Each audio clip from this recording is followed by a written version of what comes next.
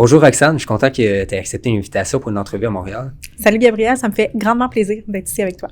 Parfait. Donc, pour mettre les gens en contexte, toi, tu es basé à Québec, mais tu fais des financements partout au Québec. Exactement. À travers la province aussi. Là, aujourd'hui, on est au bureau de Montréal. Aussi, qu'est-ce qui t'a apporté ça à Montréal? Un événement. Ça arrive souvent, les événements. J'aime beaucoup réseauter. Je suis pas mal présente dans la plupart des grands réseaux, que ce soit au niveau du plus investisseur ou en tant que professionnel aussi. Puis, ce soir, on a un événement avec Lévic qui est une soirée grand bâtisseur. Puis, là, je suis à Montréal pour l'occasion. Wow! Fait que, puis je suis vraiment content parce que, tu sais, t'es quelqu'un que j'admire par rapport, à ta présence et ton engagement dans tous les événements de réseautage. Aussi, je pense que dans les dernières années, tu t'es beaucoup impliqué. Puis là, tu commences justement à avoir le fruit de toutes les relations que tu as réussi à bâtir avec plusieurs clients aussi. Je voulais comprendre aussi qu'est-ce qui te pousse à réseauter. C'est sûr, tu sais, par la nature du métier de courtier hypothécaire, tu es appelé à faire du démarchage, aussi bâtir des relations aussi, mais ça vient de où, justement, ce côté-là de, tu sais, d'aller vers les gens, de bâtir avec des propriétaires et des investisseurs des relations pour éventuellement, tu sais, faire des financements? J'aime beaucoup la relation humaine avant tout, puis je pense que c'est vraiment important dans le métier qu'on fait. Quand je vais aller réseauter, quand je vais aller rencontrer des gens, que je vais avoir des discussions, je le ferai jamais dans le but d'aller chercher un client demain matin. Puis ça, je pense que ça se sent aussi. Mon but premier, c'est de bâtir les relations professionnelles pour avoir un grand réseau de contacts parce que moi, dans la vie, j'ai toujours dit qu'on est toujours à une poignée de main d'avoir une opportunité, que ce soit une opportunité d'affaires, que ce soit une opportunité d'investissement, une opportunité de amicale aussi, là. Je pense que c'est important. Puis, de bâtir ces relations-là, pour moi, j'aime ça. T'sais, moi, je fais ce que j'aime dans la vie. Je suis pas quelqu'un qui aime se faire imposer des choses. Quand je vais dans des événements, quand je fais des soirées, c'est vraiment parce que j'aime ça. Je te dirais que c'est ça qui m'amène là, principalement. Puis, justement, quand tu es dans une soirée aussi, c'est quoi ton réflexe? Si je veux comprendre ton état d'esprit aussi, quand tu bâtis des relations, est-ce que tu es porté à aller rencontrer les nouvelles personnes ou tu vas commencer justement par réchauffer une salle, tu sais, aller vers les gens, tu sais, les relations tu connais déjà? C'est une excellente question. Je te dirais que ça a été quand même difficile au début. Arriver dans des événements où on connaît personne, j'ai passé par toutes les émotions au début parce que tu arrives à un endroit, puis là, tu as l'impression que tout le monde se connaît, puis que toi, tu connais personne, mais au final, parle à un, parle à l'autre, tu te rends compte que tout le monde qui est en train de parler ensemble, ils se connaissaient pas nécessairement en arrivant il y a 10 minutes. Puis je le vois maintenant, ça m'arrive, des fois, je suis dans des petits groupes, puis là, il y a quelqu'un qui arrive, qui essaie de venir nous parler, puis là, ayant passé par là, tu l'inclus. Puis là, les gens ont tout le temps l'impression qu'on se connaît toutes, mais finalement, c'est pas vrai. Je pense que c'est important d'aller vers les gens, de pas se sentir gêné de ça parce que tous les événements de réseautage, les gens sont là pour aller rencontrer. Fait que j'ai appris à laisser tomber cette limite-là. Puis l'autre point, c'est plus on en fait, plus on connaît des gens aussi. Les premiers événements que j'ai faits, j'essayais pas d'aller vers tout le monde. T'sais, souvent, à la fin d'une soirée, j'avais connu plus 3, 4, 5 personnes. Puis là, après ça, ben, t'arrives dans un autre événement, tu revois ces 3, 4, 5 personnes-là. Mais là, ils te présentent à 2, 3 personnes de plus chacun. Fait que finalement, là, tu repars de la deuxième, puis là, t'en connais 15. Puis là, la suivante, ça déboule encore. Fait que je pense que c'est important de se présenter dans les événements en n'étant pas gêné d'aller voir les gens. Puis après ça, ben c'est sûr qu'il y a des gens avec qui ça va cliquer plus que d'autres. Puis, faut être prêt à ça aussi.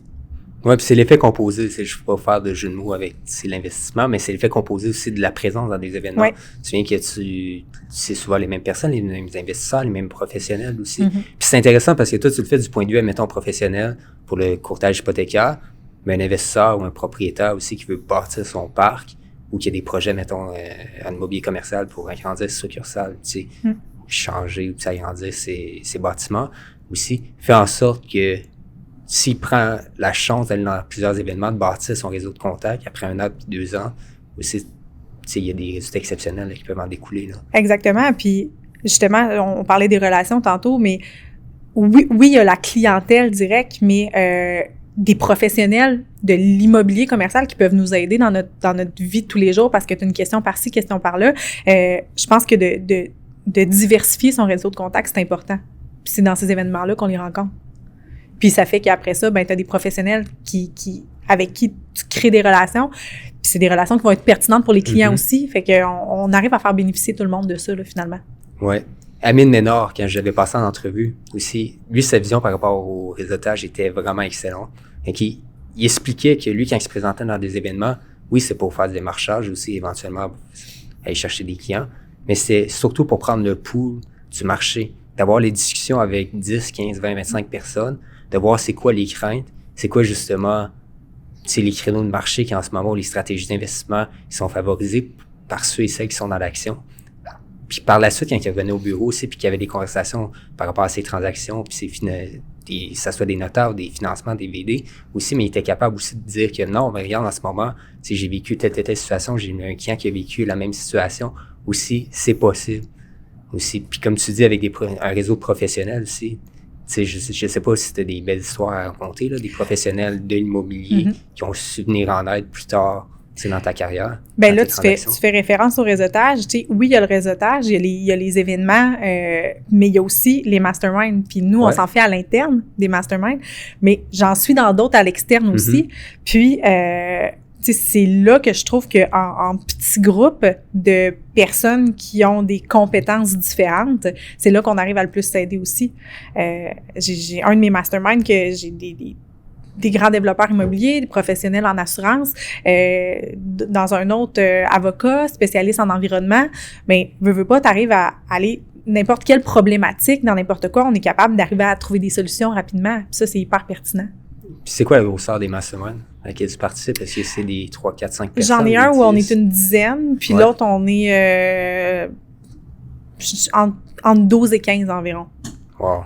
Puis vraiment, toutes des personnes qui ont non seulement des backgrounds différents, mais des créneaux d'investissement différents, des professions différentes, d'être capable d'utiliser le cerveau collectif, autant quand on le voit dans nos masterminds PMML à l'interne, mais on le voit à l'externe avec des professionnels différents, ben le cerveau collectif, c'est hyper important, parce que moi, je le dis toujours, individuellement, tout le monde, on n'a rien vu, mais à la gang, on a pas mal tout vu. Fait que d'arriver à 12, 15 personnes, on arrive à trouver des solutions pas mal plus rapidement que tout seul. Ça serait quoi le conseil que tu donnerais à un investisseur qui est en début de carrière, qui commence à se bâtir un patrimoine, qui n'a pas accès nécessairement à ces masterminds-là? Ça serait quoi le conseil que tu donnerais pour commencer à intégrer ces masterminds-là? Se former. Je pense que de se former, c'est pertinent parce que dans toutes les soit les formations ou les programmes que j'ai suivis, tu réussis toujours à rencontrer des personnes qui sont à différents stades, puis qui vont avoir justement des créneaux différents de qui tu vas pouvoir t'entourer après. On en a parlé un petit peu, mais que ce soit la MREX, que ce soit, il y en a beaucoup, là, je ferai pas le tour de toutes les formations possibles, mais à partir du moment où tu as des formations qui sont disponibles pour des investisseurs, puis pour des investisseurs de tous les niveaux, là, je pense que tout le monde est capable de trouver son sweet spot au niveau formation, puis il va être capable d'aller chercher non seulement du mentorat, mais de pouvoir s'entourer de personnes qui vivent un petit peu les mêmes affaires qu'eux, puis commencer à réseauter comme ça. Ouais, puis tu as différents types de mastermind. Tu sais, tu as des masterminds qui sont plus organisés, que c'est une session de mastermind aussi, se présente en présentiel ou en virtuel. Puis tu en as d'autres aussi, c'est plus sous forme de réseautage, mais tu finis par te ramasser avec une gang de 4-5 investisseurs ou propriétaires ou professionnels, plus c'est des discussions informelles. Puis pour ceux et celles qui l'ont pas vécu aussi, je pense qu'il y a énormément de valeur, là. Puis aller chercher, puis derrière, c'est ce qu'on fait, je pense. C'est chaque mardi matin à l'interne dans l'hypothécaire avec tout ce qui se passe sur le marché actuellement. Aussi, ça nous permet de garder le pool puis de rester dans l'action parce que toi, individuellement, c'est le nombre de dossiers de financement que tu fais dans une semaine, dans un mois, ça n'écoutera jamais la force de toute l'équipe de PMML. Mais c'est des 40 courtiers hypothécaires qui permettent justement... On voit des situations différentes tout le temps. On voit des situations différentes. Des fois, il y a des changements qui peuvent survenir en 24-48 heures aussi. Puis tu as un dossier qui est dans le pipeline, à la SCHL, chez le prêteur aussi. Puis tu sais pas qu'est-ce qui va se passer. Fait que ça te permet de te préparer aussi. C'est quoi ça t'a apporté, les masterminds de PMML aussi? As-tu des exemples, des histoires frappantes qui t'ont aidé? Ben, je pense que c'est à partir du moment où tu te butes à une problématique ou une situation particulière. On est dans un marché particulier aussi, hein. On vit des vagues d'appétit des prêteurs, des vagues d'appétit de la SCHL, des nouvelles normes qui arrivent. Puis moi, ce qui m'a le plus aidé, c'est d'arriver à à prendre un pas de recul sur ces situations-là, d'entendre le point de vue des autres, puis d'arriver à voir ça pas toujours négativement. Mm-hmm. On en a vécu là, des situations là, dans les dernières années, puis une fois qu'on en parle, puis qu'on arrive à démystifier tout ça, on dirait que c'est toujours moins pire après.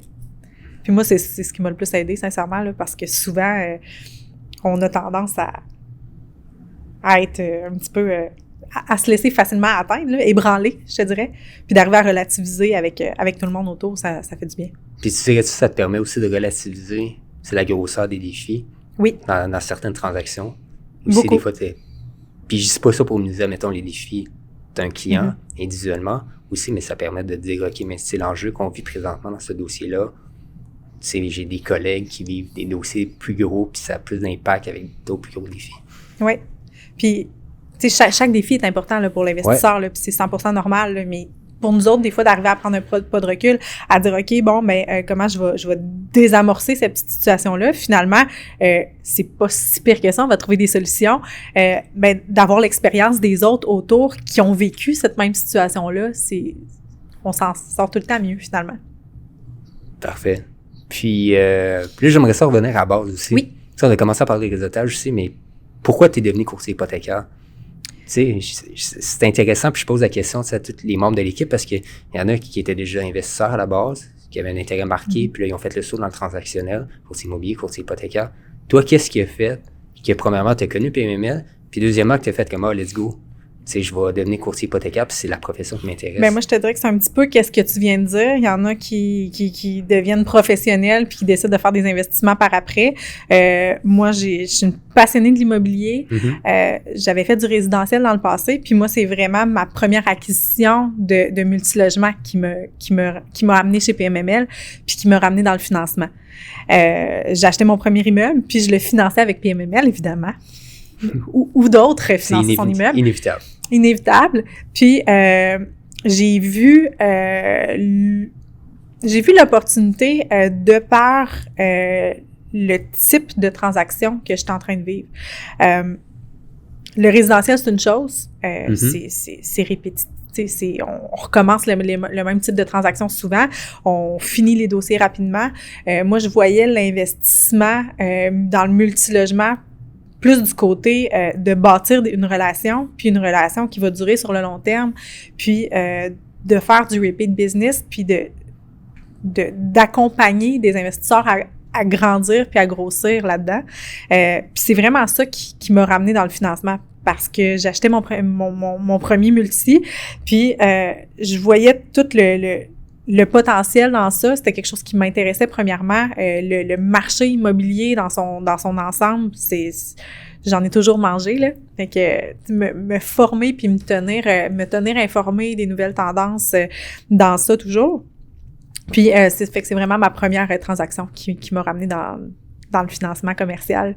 Puis finalement, je travaillais chez PMML avant de notarier cet immeuble-là. En plus. Oui, exactement. Ça arrivait vite, tu sais, parce que le cours de courtier et puis tous les examens de l'AMF, ça peut aller assez facilement. Oui, exactement. Puis présentement, avec tous les financements, ça serait drôle à dire, mais c'est quasiment plus rapide de devenir courtier hypothécaire que de passer au travers d'une transaction de financement. C'est pour financer du multi en plus. Oui, totalement, 100%. Dans mon cas, ça a été beaucoup plus rapide, en tout cas, là. Puis, fait que finalement, c'est ça qui m'a amené chez PMML. Puis, quand je suis allée faire mon cours, c'était pour travailler chez PMML puis nulle part ailleurs, là. J'avais mon objectif en tête. Quand j'ai un objectif, normalement, je réussis à le mettre en exécution. Puis, en ce moment, c'est quoi tes plus gros défis? Tu sais, dans le sens que tu as eu la chance de vivre deux dynamiques de marché complètement différentes dans les 24 derniers mois. Aussi, puis probablement que c'est ce qu'on a vécu en 2020-2021, on va pas le revivre pour la prochaine décennie. Là. Je suis pas de boule de cristal aussi, mais c'était assez exceptionnel aussi. Tu as des belles histoires, des belles transactions aussi que tu es capable de partager. Puis ça peut être par le passé, puis ça peut être en ce moment aussi, des histoires à succès qui peuvent permettre justement à l'audience et aux gens qui nous écoutent de faire que, OK, malgré que les taux ont augmenté, tout est difficile aussi. Les tendances macroéconomiques sont complètement différentes de ce qu'on a connu. Mais il y a encore des investisseurs qui sont dans l'action, qui font des acquisitions, puis qui font des belles transactions aussi. Oui, les dynamiques sont totalement différentes. On a eu la période plus facile, entre guillemets, où les taux étaient très, très bas, qu'il y avait beaucoup de transactions qui se faisaient. Là, le marché change, mais dans toutes les situations, je pense qu'il y en a qui vont tirer avantage de la conjoncture économique puis de ce qui se passe. Présentement, oui, on voit un certain ralentissement du marché, mais au niveau transactionnel, de notre côté, ça va quand même très bien, là. On a des investisseurs qui sont là, qui se sont mis liquides pendant la pandémie, qui sont prêts à acheter. C'était tellement difficile de réussir à se faire accepter des promesses d'achat dans la dernière année et demie, qu'il y en a qui ont attendu inévitablement. Puis, il y a des belles transactions qui se passent présentement. Tu parlais des défis. J'ai beaucoup de transactions de commercial pur, là, présentement. C'est comme si les dossiers s'en allaient par là un petit peu. J'ai des investisseurs de multilogements qui, présentement, achètent du commercial. L'inverse est aussi vrai, là.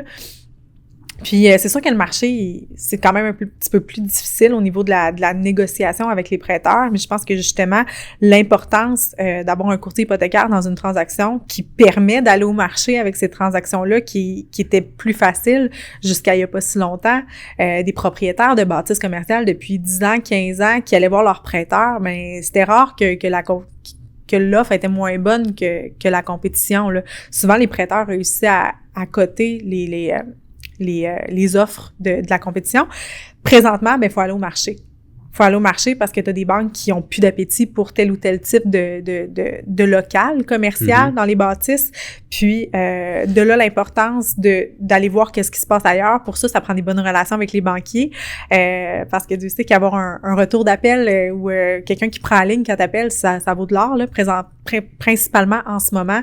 Puis, je pense que c'est ce qui fait la force aussi d'un courtier dans une transaction. Oui, parce que, tu sais, moi, je l'observe aussi parce que j'ai la chance de gérer tout l'aspect de PME corporatif.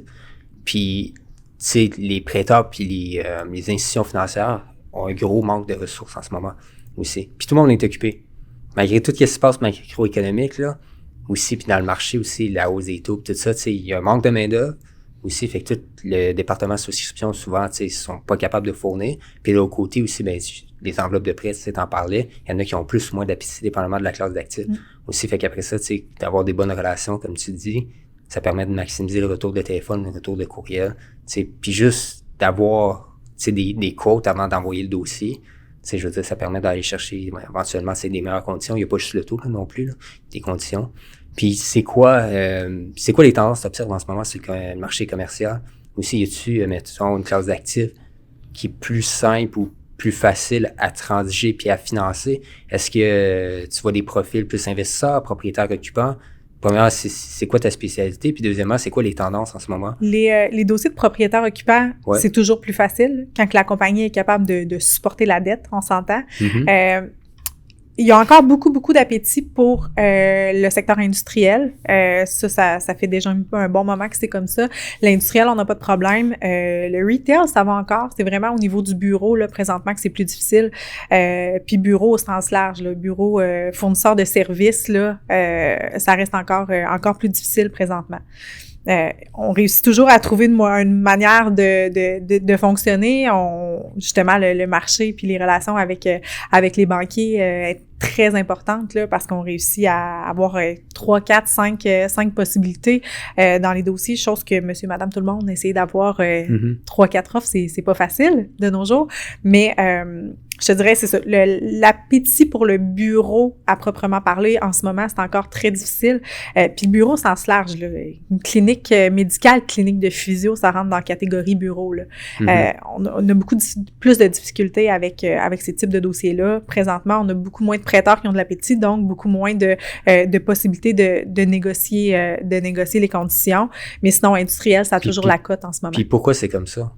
C'est qu'est-ce qui fait qu'un prêteur va avoir plus d'appétit pour un type d'entreprise au détriment d'un autre? Parce que, tu sais, on prend des physios, exemple, tous les professionnels de la santé, tu sais, c'est démographique. Aussi, tu sais, il manque pas d'ouvrage. Puis essaie de booker un rendez-vous aussi en urgence au Québec, tu sais, dépendamment des régions et des secteurs. Aussi, tu sais, à moins que tu aies des bons contacts, une belle relation d'établir avec tes professionnels de la santé, souvent, tu sais, c'est des gens qui ont une super belle clientèle d'établie, chiffre d'affaires qui Puis il n'y a pas de risque bien, pour le prêteur, mais est-ce que c'est de l'industriel? Non. Est-ce que c'est du retail? Non. Mais c'est du bureau. C'est ça. C'est la seule réponse que je peux te donner, c'est ça. Puis c'est dommage, mais c'est ça. Mais c'est certain que parce que les prêteurs favorisent des activités plus tangibles au détriment des services. À cause de la pandémie, principalement. Okay. Qu'est-ce qui s'est passé avec tout le taux de vacances dans les immeubles à bureaux présentement? Puis je pense que c'est ça au niveau de la gestion de risque qui fait le plus peur aux prêteurs actuellement. Puis ça arrive quand même à négocier avec eux, à raisonner certains dossiers. Oui. Aussi. Dans certains cas. Ben, on a des prêteurs qui ont encore de l'appétit, qui ont encore de l'intérêt, peut-être avec des conditions un petit peu moins avantageuses, mais avec qui ça fonctionne. Sûr qu'il y en a d'autres que, exemple, pour l'année en cours, c'est impossible, à revoir en novembre quand les nouvelles enveloppes vont arriver. Puis t'en as d'autres que pour le moment, c'est des noms catégoriques, puis qu'il n'y a rien à faire. Puis c'est correct parce que ce prêteur-là va être extrêmement compétitif dans un autre type d'actif. Puis je pense que c'est d'arriver à justement relativiser ça, puis regarder, arriver à savoir quel prêteur va avoir le plus d'appétit pour tel ou tel type de dossier. Puis c'est quoi les conseils que tu donnerais à un propriétaire occupant dans le commercial qui se prépare pour éventuellement son refinancement? Ou je reformule ma question. Si tu as des propriétaires, pas des propriétaires occupants, mais des locataires commerciaux qui occupent des locales, puis qui se posent la question, est-ce que je renouvelle mon bail ou au contraire, tu sais, ça vaut la peine que j'investisse dans un actif qui va prendre de la valeur avec le temps? Est-ce que tu as des dossiers comme ça? Puis de l'autre côté aussi, comment qu'un propriétaire peut préparer son dossier de financement? Puis ces délais sont extrêmement longs. Là, on parle de plusieurs mois en ce moment. Fait qu'est-ce qui va faire en sorte que le dossier, quand toi, tu vas le recevoir, tu vas être capable de commencer à le travailler? Je pense que, premièrement, là, je pense que c'est important de faire un travail en amont, oui, à se préparer, mais d'aller voir le professionnel, que ce soit le banquier, que ce soit le courtier, puis aller demander, premièrement, c'est quoi qu'il va avoir besoin, puis c'est quoi qui est important. Dans une transaction, justement, le volet propriétaire-occupant, il est très intéressant dans certains cas parce qu'on va être capable d'aller chercher jusqu'à 100% de financement, mais pour savoir si ça va qualifier à 100% de financement, il faut regarder les chiffres. Il faut regarder les effets financiers de l'entreprise. Si l'entreprise est déficitaire, ça va être très difficile d'aller chercher un financement avec haut ratio pré-valeur dans le propriétaire occupant. Fait que je pense que ça, c'est toutes des choses qui sont à prendre en considération. Des fois, la compagnie est capable de gérer d'avance là les futurs mouvements. Puis, il y a des années que ça va être plus facile que d'autres de faire des transactions. J'en ai... des propriétaires immobiliers qui ont mis énormément de dépenses sur l'immeuble en entretien dans les dernières années. C'est parfait parce que là, l'immeuble se retrouve à être en super bonne condition, mais si on regarde l'historique des 3 dernières années puis que les dépenses d'entretien sont super grandes, bien qu'une dépense normalisée soit plus basse au rapport d'évaluation, le prêteur, il va le regarder l'historique de l'immeuble. Il va dire, bon, on a en moyenne 70 000 d'entretien dans les 3 dernières années, puis là, on présente un rapport avec un 25 000 d'entretien, c'est sûr que les dépenses vont être revues à la hausse, puis souvent, ça va affecter les montants de financement. C'est beau qu'on regarde les revenus, puis les revenus dépenses, là, taxes municipales, taxes scolaires, assurance, tout ça de la bâtisse, mais l'entretien qui a été fait sur l'immeuble, puis toutes les dépenses reliées à ça dans les dernières années, c'est important. Fait que des fois, quand on arrive à faire pour faire un refinancement, où on pense peut-être refinancer l'année prochaine, je pense de faire attention un petit peu à mieux gérer les dépenses de l'immeuble. Ça va nous donner une chance là, pour notre ratio de couverture de dette du renouvellement à venir. Il faut faire attention. Oui, puis c'est super intéressant parce que ça se planifie aussi plusieurs années en avance aussi, puis c'est au moins d'avoir la discussion puis de connaître ta stratégie sortie. Puis dans le commercial, si tu as des propriétaires occupants aussi qui ont des projets d'expansion, mais là, ça devient important parce qu'après ça, ton actif peut aider à supporter aussi éventuellement tes opérations et vice-versa. Ces opérations vont aussi te permettre d'investir dans un actif tangible qui va faire que, peu importe les soubresauts économiques, mais peut-être que tu vas avoir un actif à ton bilan qui Exactement. va être super intéressant. C'est l'équivalent de quelqu'un qui veut s'acheter une maison. Des fois, il va avoir à se serrer un petit peu à la ceinture dans les années avant pour avoir les revenus suffisants au rapport d'impôt pour pouvoir l'acheter, mais là, l'immeuble, c'est pas qu'on ait besoin de se resserrer à la ceinture au niveau des dépenses sur l'immeuble aussi pour arriver avec des chiffres intéressants au moment du refinancement. Fait que c'est toutes des choses qui se passent. De la même manière qu'un repositionnement sur un immeuble multilogement, ben si on est capable de faire un petit travail d'aller augmenter les revenus puis de diminuer les dépenses l'année avant de leur financer, ça va nous donner une chance aussi. L'erreur économique, que ce soit dans le multi ou dans le commercial, c'est la même chose. C'est la même chose. Aussi, c'est juste les postes de dépenses sont complètement différents. Exactement. Fait qu'on se serre la ceinture un petit peu avant, puis ça nous donne une chance. Good. Tes projets d'avenir puis de croissance, Roxane Bédard, en tant que courtier hypothécaire, c'est les prochains mois, prochaine année. Toi, as-tu un créneau dans lequel tu aimerais développer? La business, qu'est-ce qui t'intéresse aussi? As-tu des projets d'expansion en termes de région? Aussi, c'est quoi tes vecteurs de croissance? Ben moi, j'ai envie de continuer à toucher à tout parce que c'est quelque chose d'extrêmement important pour moi parce que je pense qu'on grandit dans chaque transaction. Puis, si on veut se tenir à jour et informé si on veut rester bon dans les transactions, il faut se tenir au courant de ce qui se passe. Puis, il n'y a pas meilleur moyen de rester on top of the game que de faire des transactions. Le commercial, ça reste un créneau que je veux continuer d'exploiter puis de plus en plus dans le futur parce que je pense qu'il y a un gros potentiel à ce niveau-là aussi. Mais le multilogement va toujours rester challengeant aussi, puis en fonction du marché, là, je vais continuer d'en faire aussi. Fait que je veux continuer de toucher à tout puis de continuer de me former, puis de me développer, puis me tenir au courant de ce qui se passe dans le marché le plus possible. Continuer de réseauter en même temps, puis d'être présente partout. Puis c'est ça. Tu sais, dans la construction neuve aussi, oui. Avec tous les besoins actuels aussi, je pense que c'est un super beau réseau de constructeurs, puis des clients dans tes masterminds, puis des transactions que tu as faites que... Beau réseau de constructeurs, beau réseau tout court. Je m'implique de plus en plus aussi à l'IDU, l'Institut de développement urbain, qui a une belle mission justement au niveau politique, je dirais, d'aller pousser pour les intérêts des promoteurs puis des investisseurs pour favoriser les conditions parce que là, on sait qu'il y a un gros manque de logements puis dans les prochaines années, ça va s'accentuer encore. Ça va prendre des incitatifs pour le faire parce que veut pas les constructeurs et les promoteurs immobiliers ne peuvent pas financer le logement abordable de leur poche. Hein. Fait que je pense qu'il y a un gros travail à faire à ce niveau-là. Puis c'est quelque chose qui est super important pour moi aussi. Il y a ces initiatives sur lesquelles vous commencez à travailler. C'est de mémoire, tu es sur le conseil d'administration ou tu es membre? Non, là, je suis sur le conseil régional des jeunes ambassadeurs. En fait, là, le RJA, Réseau des jeunes ambassadeurs de l'IDU, qui est là pour favoriser l'échange entre les professionnels de l'immobilier commercial chez les jeunes, parce qu'on sait qu'il y en a beaucoup, pour qui c'est peut-être plus difficile aussi d'échanger puis de se faire des contacts. Donc, je m'implique surtout à ce niveau-là à Québec. Puis, mon but, c'est de m'impliquer davantage puis d'être de plus en plus présente justement pour peut-être amener des idées, puis aussi de rester informé sur ce qui se passe puis les initiatives qui sont prises. Je pense que c'est important. Les instances gouvernementales et municipales ont un gros travail à faire à ce niveau-là. Puis les promoteurs immobiliers en dépendent aussi. Fait que des beaux initiatives comme le petit congé de TPS là, qui a été annoncé dernièrement, c'est super, mais là, il y a d'autres instances qu'il faut qu'ils fassent leur part aussi. Puis on est rendu là, je pense. OK. C'est tout à ton honneur parce que je sais, moi je le vois, c'est derrière la scène aussi, toute ton implication, que ce soit dans les réseaux d'investisseurs, aussi dans les clubs de formation, que ce soit justement avec l'IDU. Aussi, je pense que c'est un travail qui se fait à plusieurs degrés aussi. Puis c'est tout à ton honneur d'être impliqué puis d'aller chercher justement des professionnels complètement différents, mais complémentaires. C'est parce que l'industrie immobilière, puis l'industrie de l'investissement immobilier au Québec, je veux dire, ça rejoint tout le monde.